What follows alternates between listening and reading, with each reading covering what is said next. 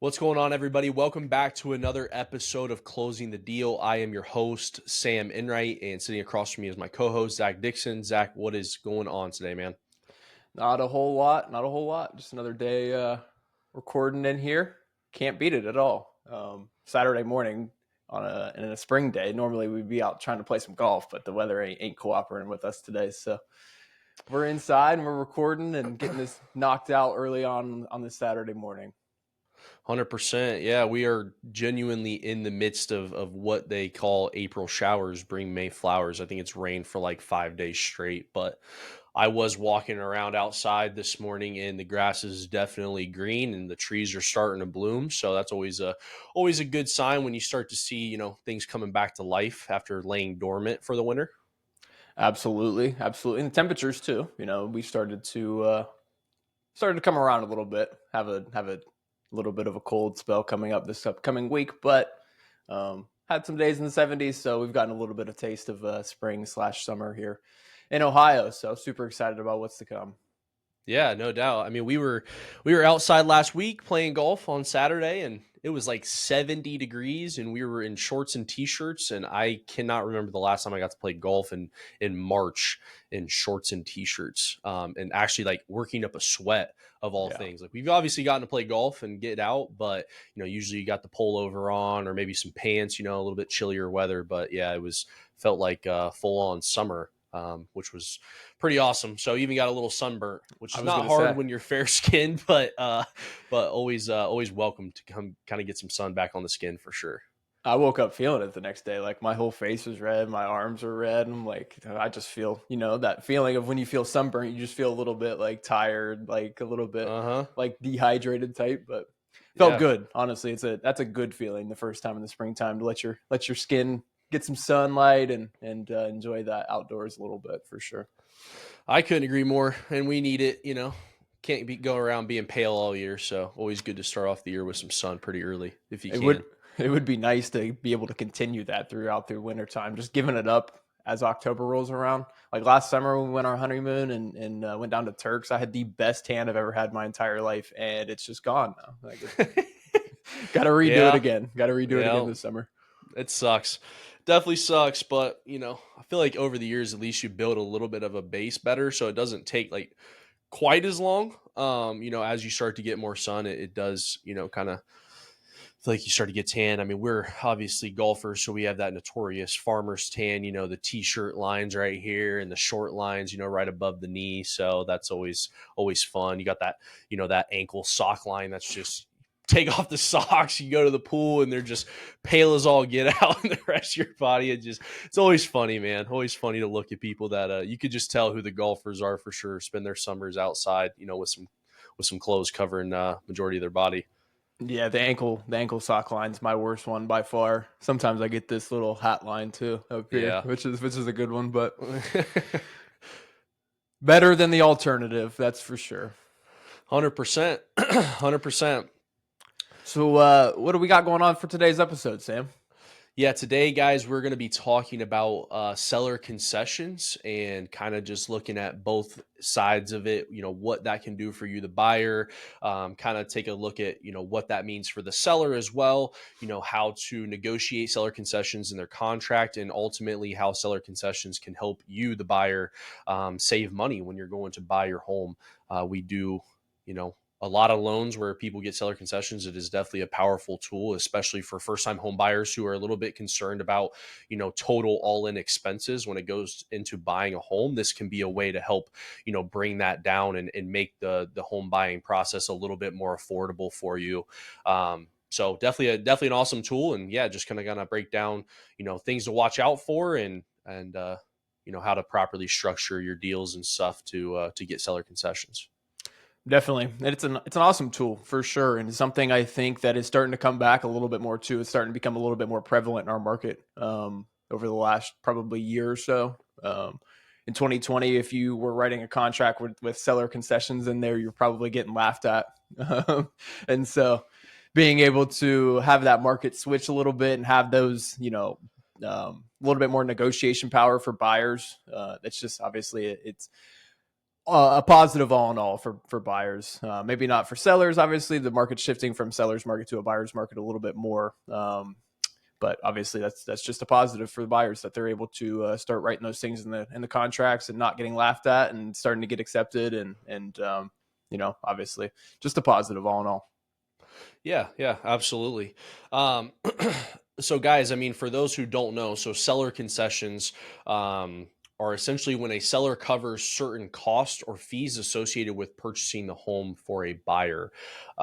So, those are going to be things like closing costs, prepaids, um, initial escrows, the list kind of can go on and on from there, but it's going to be, something in a way that essentially helps take away, that initial upfront cost of you, the buyer, when it goes to buying a home. So that's obviously the largest benefit from a buyer standpoint is less money out of pocket being covered, by the seller. Zach, I mean, is there do you feel like there's any benefits for the sellers when it comes to seller concessions, or do you think that that's all just a buyer's benefit? I think there's absolutely benefits for the seller. Usually, in circumstances where buyers are asking for seller concessions, it's likely due to the fact that the property hasn't sold in the first X amount of days being on the market. So, at that point, being able to get your property into contract is going to be a win for itself. Sellers don't want to sit on properties that are vacant. Obviously, or if they're moving out and moving into a new home, they don't want to have two mortgages on their old property and their new property.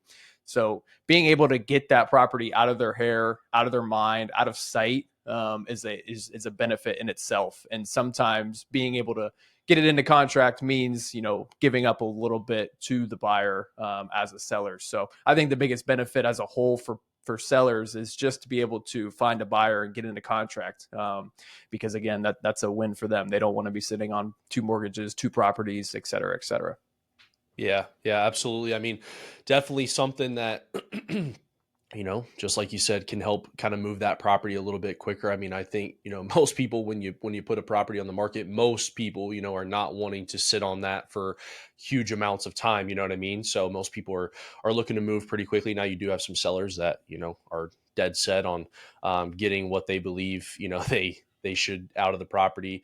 But for the most part, it's gonna, be something that people are gonna want to move on pretty quickly. So, and then from a buyer standpoint, obviously, the things are is, you look at it and the easiest thing is you probably think that the seller is going to have to take a little bit of a loss on that property, in order to kind of, account for those seller concessions, but that's not always the case. There are, negotiation, tactics and strategies that you can use to kind of still make your offer competitive as a buyer and still get the seller concessions that you're looking for.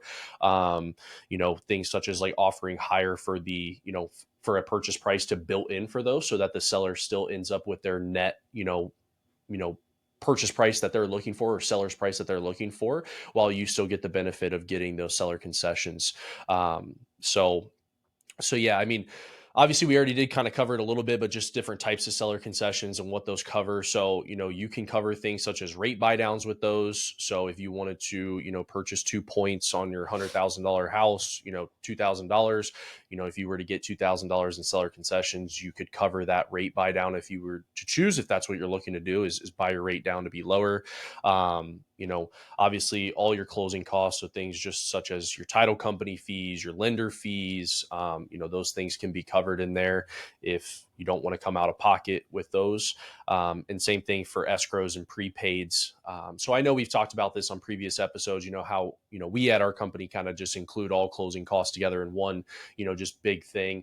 But there are obviously different, there's loan costs and then there's other costs, your prepaids and escrows. But, most typically in most of our cases, people will just kind of get a set number, 5,000-6,000 to cover their cost. And that typically for the most part is going to take care of a large portion of all of the closing costs associated with the loan. So, that's normally how we see it, but it doesn't have to be that way. You have different options. You can always ask for, we talk about it a lot on this show, just about everything's open for negotiation. You don't have to ask for all your closing costs to be covered. You can still come out of pocket with some of them and ask the seller to cover very little, or you could ask them to cover it all. It's all on the table and it's all open for, whatever it is that your goals are for you particularly.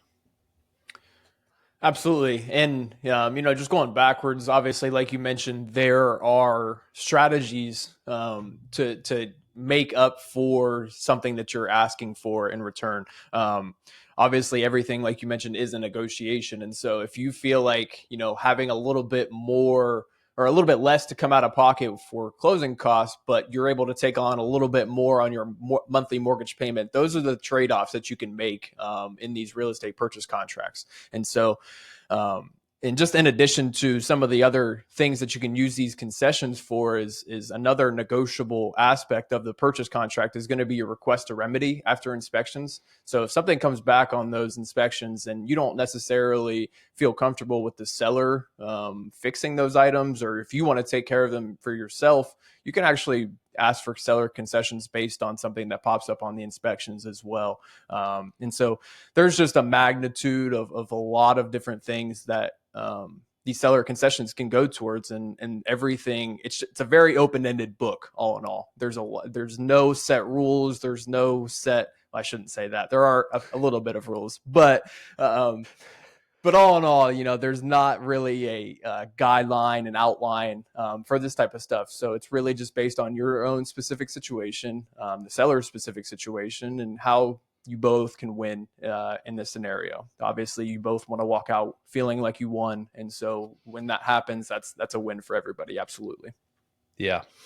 Yeah, absolutely. I mean, we'll obviously get into some of the things you touched on there a little bit later, just as in like the rules and guidelines and stuff. But I mean, ultimately, it is kind of up to you and what you want those things to be covered. If there's repairs, like Zach mentioned, that you want done on the property and, you don't want to have to cover those out of pocket, seller concessions could be, or I guess, you know what I mean?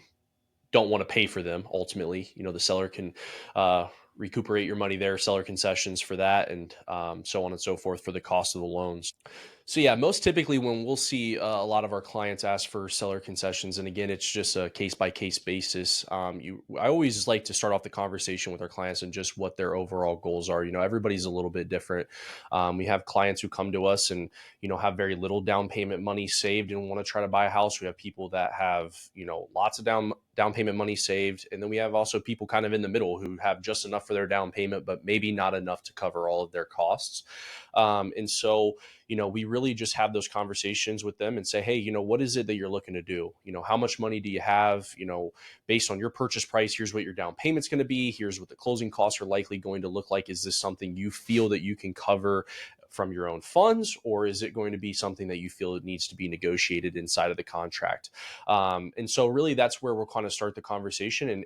And usually it's going to be at the direction of basically the client and what they feel is going to be best for their situation. So, if you are somebody who's looking for down payment assistance and you don't really have a whole lot of money saved back, then most typically we're going to suggest in that time, hey, let's find a down payment assistance program, and then let's calculate, hey, how much on top of that are we going to need in order to get you, your closing costs covered to where you're coming with very little down. So it really is just on a case by case basis. Like I said, we have some clients who are, do contingencies, they're selling their home while also purchasing another. And so, they're expecting a large lump sum of equity to come out of that property. And so in those cases, you'll see, most typically those buyers are going to cover their own closing costs. So it also is just, kind of depends on the area that you're looking in as well. That's a big thing. There's certain areas, certain counties in Ohio that, I would say Franklin County specifically, I think because of the competitiveness of the market and the purchase price range that you're going to be in, you're not typically going to see seller concessions being negotiated in those contracts as often, to where if you get into like the Zanesville, Guernsey, Muskegon County sort of areas, I know because we work a lot there, seller concessions are a lot more feasible in that area just because I guess that's just kind of how things work. You have typically, higher area median income in the Franklin County area and typically a little bit lower out in those other counties. And so, purchase prices are different, and it's a little bit easier to negotiate in less competitive of markets, I guess I should say. So yeah, I mean, that's really it is ultimately where are you buying at?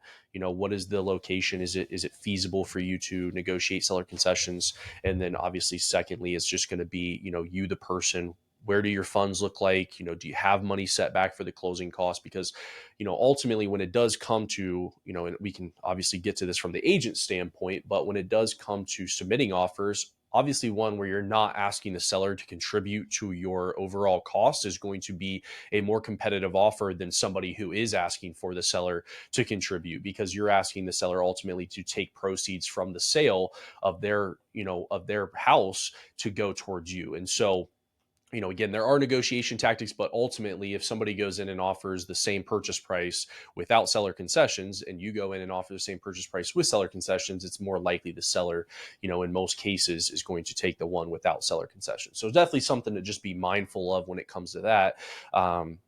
Those are some things to kind of look out for when you are structuring those offers. Definitely. And I echo both of those statements for sure, because obviously, first and foremost, when we're writing the offer, we're going to be cognizant of what the client what works best for the client. Like you mentioned, obviously, if the client absolutely needs the seller concessions to move forward, we're going to be able to do that. Absolutely. It may not be the most feasible for the market, as you mentioned, but if the client needs that, we're going to absolutely construct an offer that is most competitive that includes those seller concessions. So that's first and foremost, is what the client needs and what the client wants. And then second, like you mentioned, the market dictates your offer really as a whole in general. I know we just did this episode, the making an offer, in our whole how to buy a home series. And really that is the biggest part of when you start to make that offer, is how the market is around you.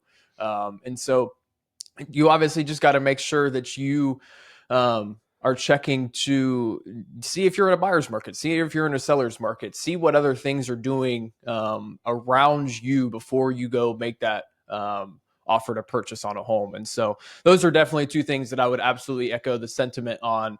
But just as a whole, when you're making that offer, again, like I mentioned earlier, there are different things that you can do to make it a little bit more competitive. If you're going against multiple offers in the scenario. Again, if you're asking for $5,000 in closing costs, you can move the closing up just a little bit more, maybe by a week or so, and get that closed a little bit sooner. So that's a positive for the seller. You can, give a little bit more in earnest money, so it shows the seller that you are serious and have a little bit more skin in the game.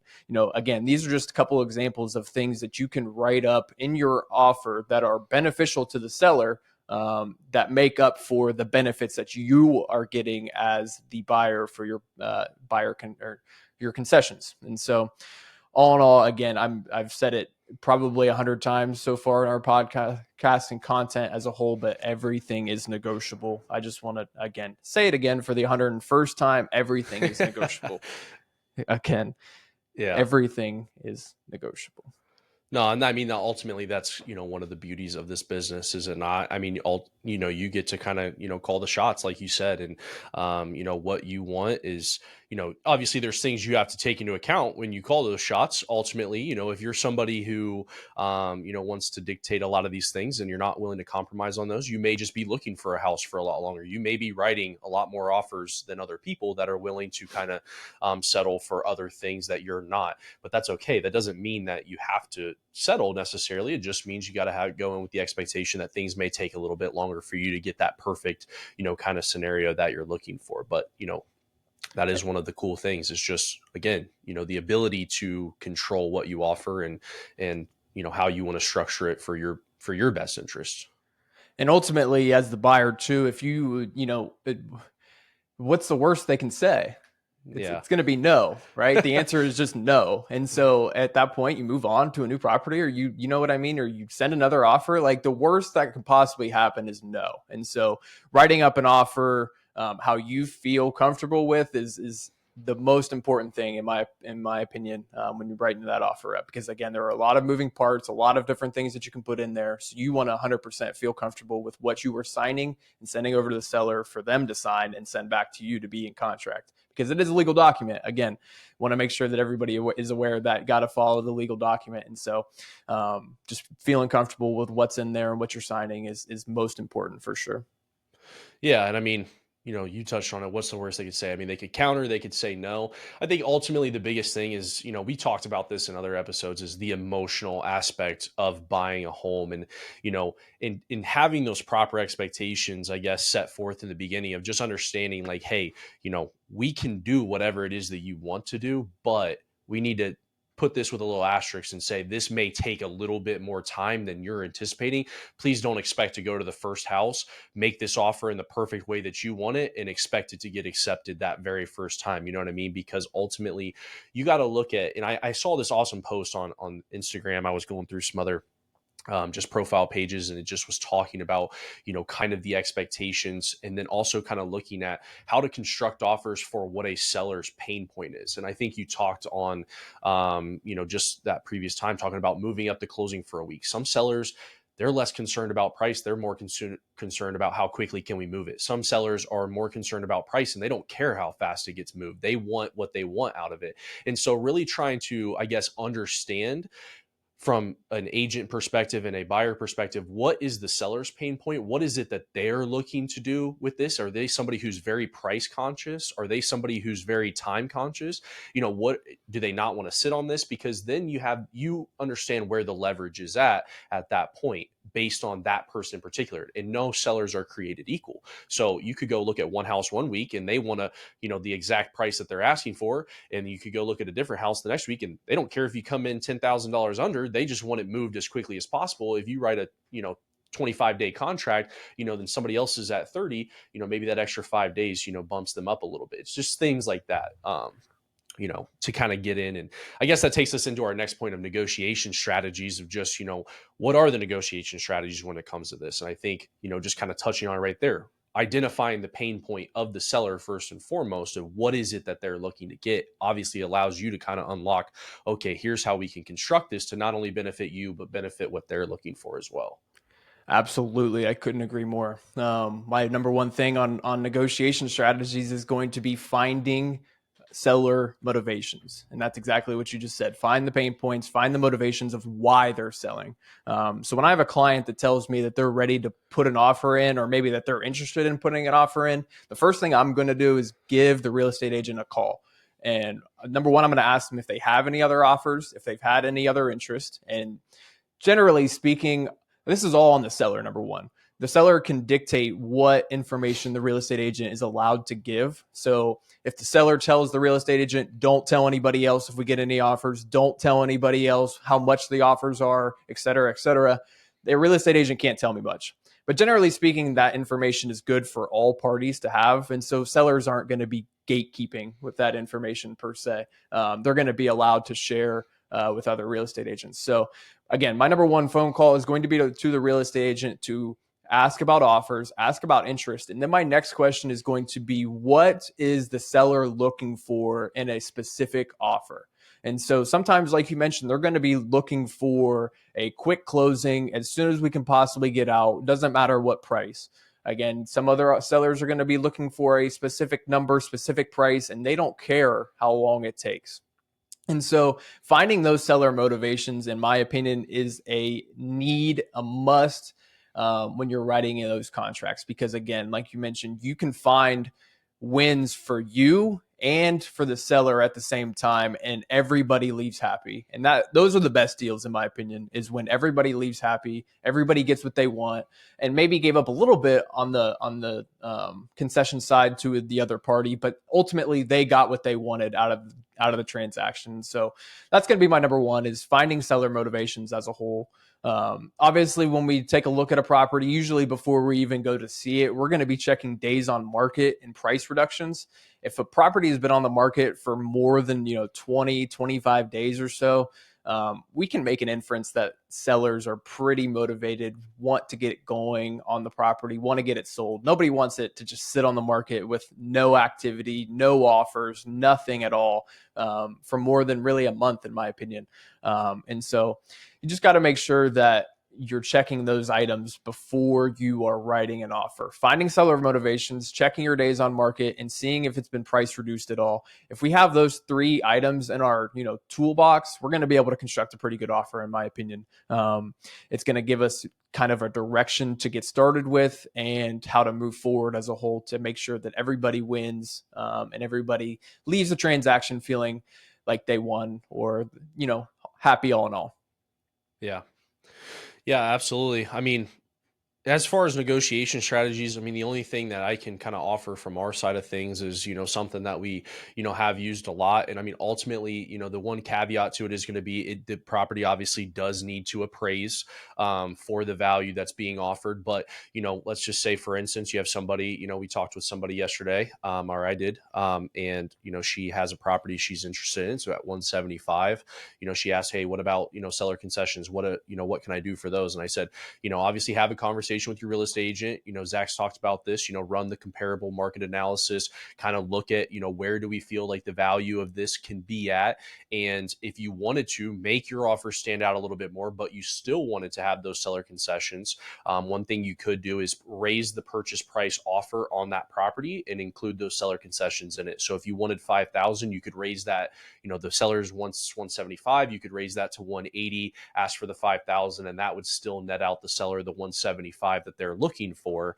And so that's kind of one way that from that side of things that you could do it. Again, you just have to make sure that the value is justified wherever you're going to raise that to, because if the property does not appraise, the lender is only going to lend out on the actual true value of the property. So that's definitely something to keep in mind. So if it were to come in at 178, you'd have to go back to the negotiation table and talk with the seller, and most likely probably reduce those seller concessions by 2,000 if the value's not there and justified, in order to get the seller back to where they want to be. Again, open for negotiation, of course, but that's kind of just something to look at. But that's one way that we kind of have talked with our clients about, and is a good way to kind of help bridge that gap of not wanting to ask the seller to basically take less than what they're expecting on the property, but also to where you get the benefit of having those seller concessions to help you out.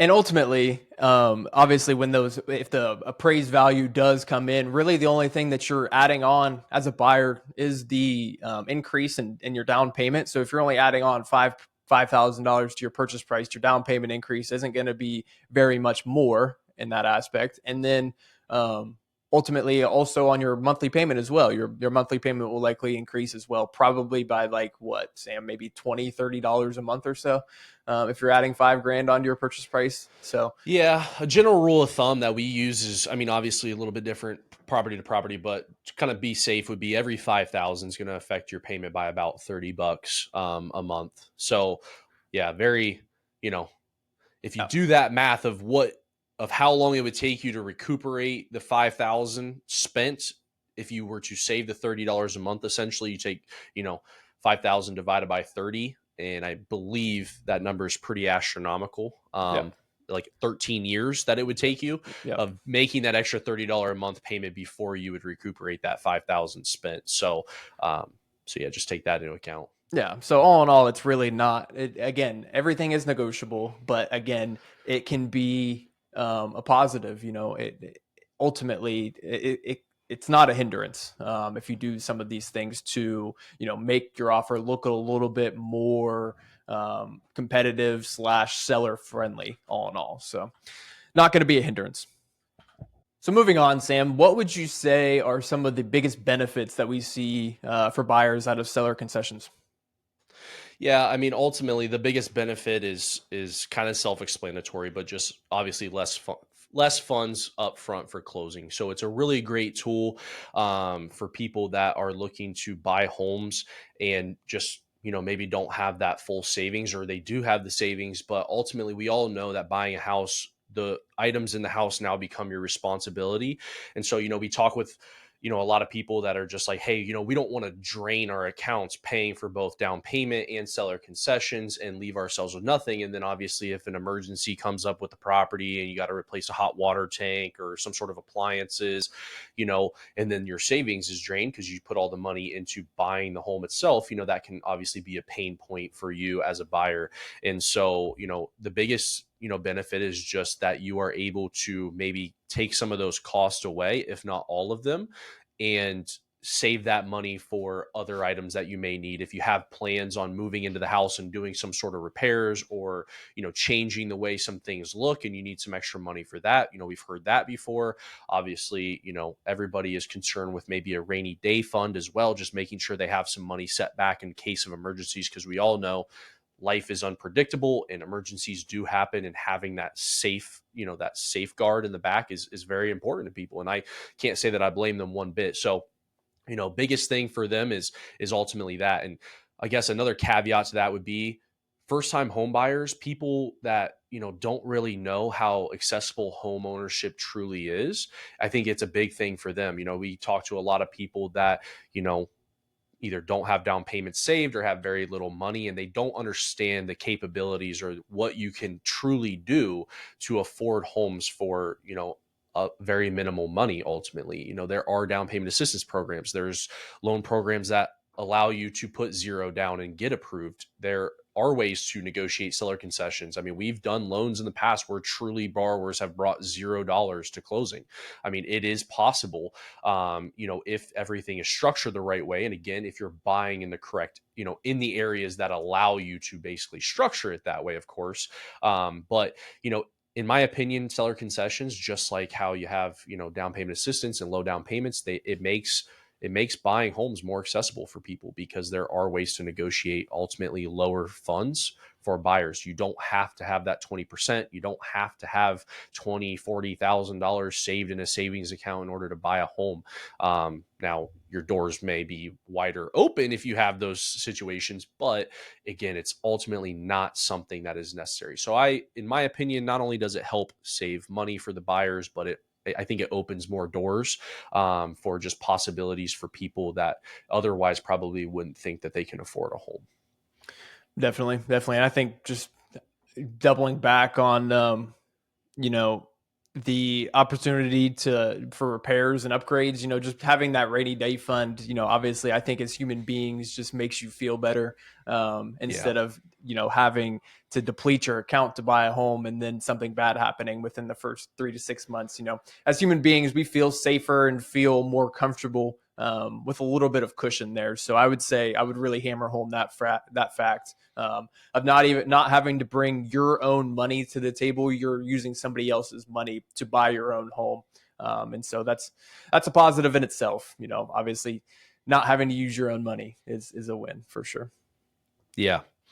Yep, absolutely. I mean, that's the biggest benefit that I can think of, from the buyer standpoint. So, I mean, it is an awesome tool and something that we, definitely, recommend, quite often, honestly. And I mean, like Zach said, that things have definitely come back around a little bit.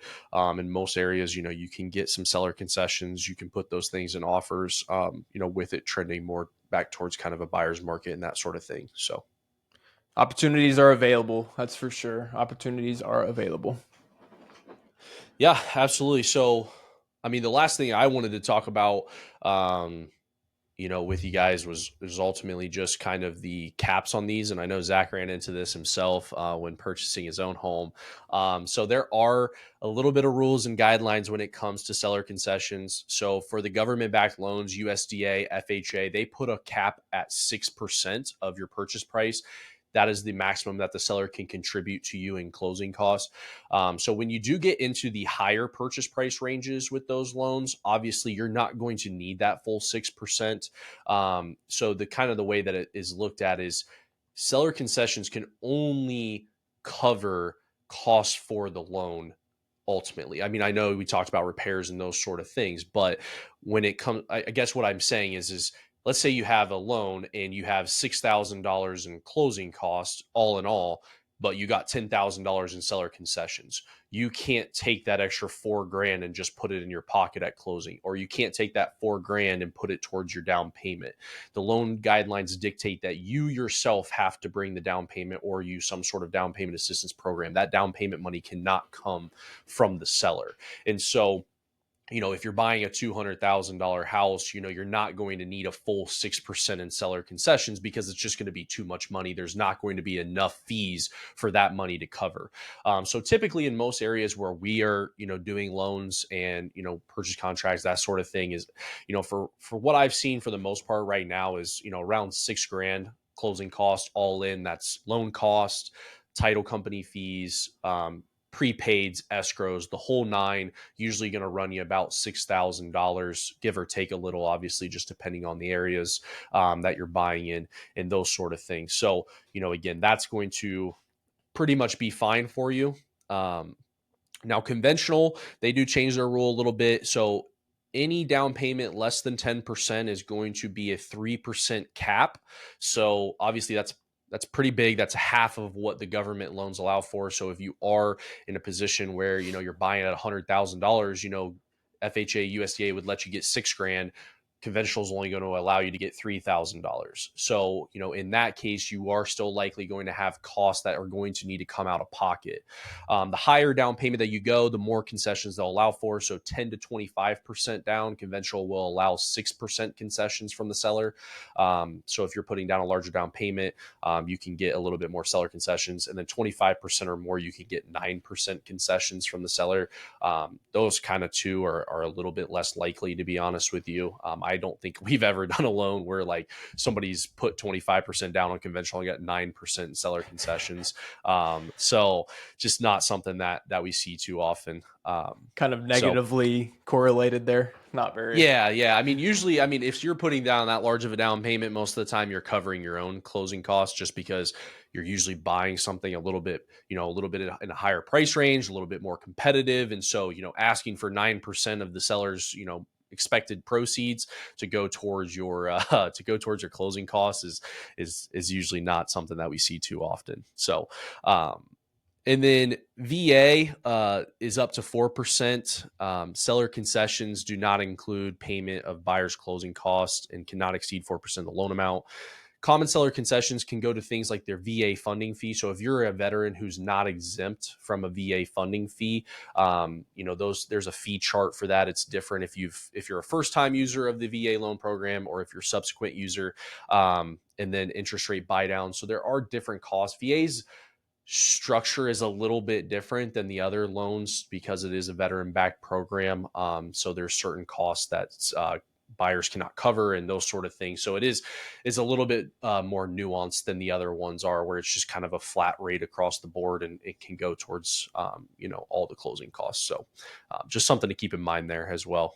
Just for all of those, again, not, I know we said there's, a little bit of limits. And the biggest one for the loan guidelines is obviously how much in seller concessions, before it's basically being an enticement to buy the house is kind of how they look at it. They don't want the seller offering all of this money in order to buy.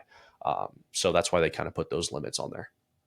Definitely makes sense and great information for sure. All in all, like you mentioned, that was something that I ran into purchasing my home, but made it work all in all. So that was a good time, but something that I learned, honestly, as us as professionals, obviously we're still always learning as well. I did not know that there was a cap on conventional less than 10% down. And so that was something that I learned and throughout my own personal contract. I'm glad that it wasn't with somebody else, like an exterior client or something like that. Glad it was Yeah. with me. I learned that lesson with my own, me and my wife. So um, could have No, been. yeah. That was funny. Obviously get the contract. I start doing the math. I'm like, it's too much money, brother. What do you mean too much money? I'm like, there's just, you gotten too much. There's a cap. So always funny, but like you said, we're always learning. I mean, especially on the lending side of things. I mean, there's so many different rules and guidelines, and there's rules and guidelines that apply to some loans that don't apply to other loans. And so it's a never ending maze of different things. I mean, it's hard for me to go a week of work without learning something new myself, especially because a lot of these agencies, they're updating their guidelines, relatively frequently. Things are always changing. They're always auditing old loan files. They're always taking a look at different things and, what's best for our industry. And so those things do change quite often. So it can definitely be a lot to keep up with, but we try to do our best. So, always learning something new. For sure, for sure. So moving on into our last little piece of the episode here, we just wanted to touch on some real life examples, success stories that we've had from using seller concessions. And I have two right off the top of my head of clients that I've had in the last few years that have had seller concessions, and it was a large positive for them. Last year, I had a client buy a home that was on the market for close to 100 days, and that had a little bit of price reductions. I think about 10% all in all when it finally got to its lowest list price. And so we made an offer, and we made an offer really low on purchase price, but actually asked for the full concessions, full 3%. And then, so we went back and forth a little bit on the purchase price, ended up agreeing at a price, but we ended up getting the full 3% concessions for the client. And so she did not have to bring any money for closing costs at all. All of her closing costs were paid for.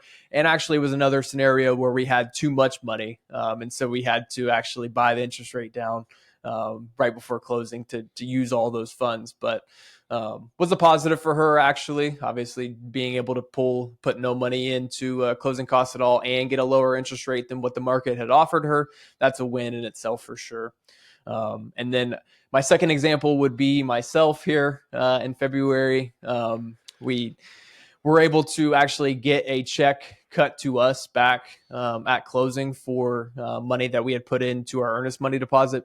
So, obviously not having to bring any money to the table and getting a check cut back to us to buy a home was an awesome feeling. Obviously, there was a little bit of more nuance in that one because of me being my own real estate agent and getting paid for that. But still, regardless, not having to bring any money, getting a check paid to you at closing as a buyer, it was a good feeling. Honestly, it was a pretty Yeah. good feeling. So.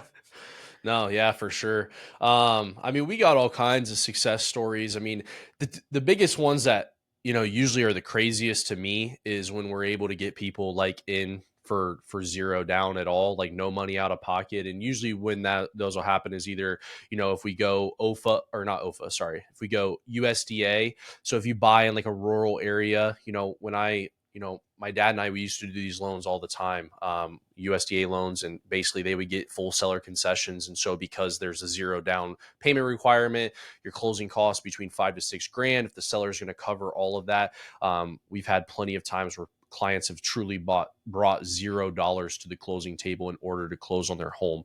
Obviously market and area dictate that a lot. But another one is FHA using the OFA down payment assistance program. So the Ohio Housing Finance Agency, they have a program through US Bank where they offer down payment assistance of either 2.5 or 5%. So if you are, using an FHA loan and you get 5% down payment assistance, basically that will cover your entire 3.5% that FHA requires. And then you'd also get 1.5% back to use towards your closing costs. Usually in those cases, if we can get an additional 25 to 3,500 from the seller, in most cases like that, sellers can or buyers can actually bring zero down for those loans as well. Between the mix of the down payment assistance combined with the seller concessions, will get you to where you can bring truly zero down. So I think those stories are pretty remarkable, obviously, because the biggest thing, and we've talked about this a lot, is just the myths around how much it costs to buy a home. And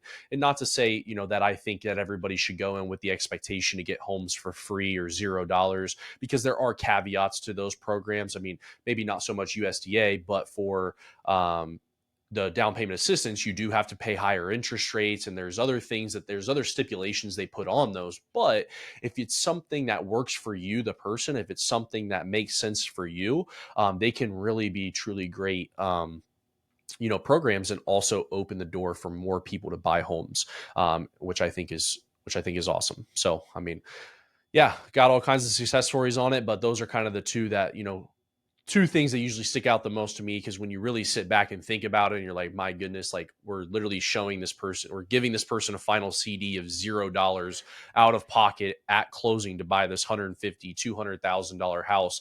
When you really sit back and kind of put that in perspective, it can be a little crazy. So but it's a pretty cool thing. And obviously things have changed a lot in the landscape of mortgages over the years. So we've upgraded all the way from back in the 50s, when we talked about, how the myth of 20% started when you were literally putting 20% down to buy a home to now, there's truly options out there to put $0 out of pocket and buy homes. So pretty remarkable how far the industry's come over the years.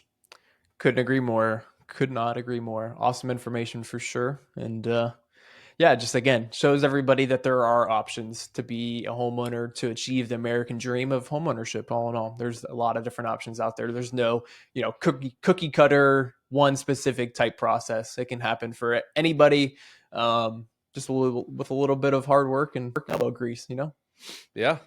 Yep. Absolutely. It's definitely possible. So, yeah. Well, I think that's all I got for this episode. Anything else? Anything else, brother? Think we touched on it all in all. Again, Seller Concessions is a great tool for home buyers and first-time home buyers in general. Make sure you're talking to your real estate agent about that when you're looking to make an offer on a home. It can definitely save you some money and open up some doors that maybe you didn't have previously. Yeah, absolutely. All right, y'all. Well, appreciate you guys tuning in to another episode for us here. We're really starting to make some headway, some momentum. I feel like this is, probably going to be close to episode, what, I don't know, 16 or 17. So we're slowly encroaching on 20 episodes here. It's honestly gone by in a blur. It's hard to believe. We got started in January and, kept it consistent for you guys week over week. So really appreciate all you guys tuning in, checking us out on YouTube YouTube, Instagram, Spotify, Apple. Really just appreciate the love and support. And, if you guys wouldn't mind, going out, giving us a follow on all of our platforms, liking, subscribing, obviously means a lot to us. And we hope to keep bringing you guys great content full of more education. So. Absolutely. And let us know what you guys found crazy or interesting in this episode. If you didn't know that you can get into a house for $0, let us know. And obviously those are the types of things that we want to hear from on our podcast and content as a whole. So feel free to, again, engage. We'd love to hear from you guys all in all. So absolutely. Couldn't agree more. So yeah. All right, y'all. Well, I think that's going to wrap for us. So we will catch you guys on the next episode. Appreciate you tuning in. Have a great rest of your day. See you guys.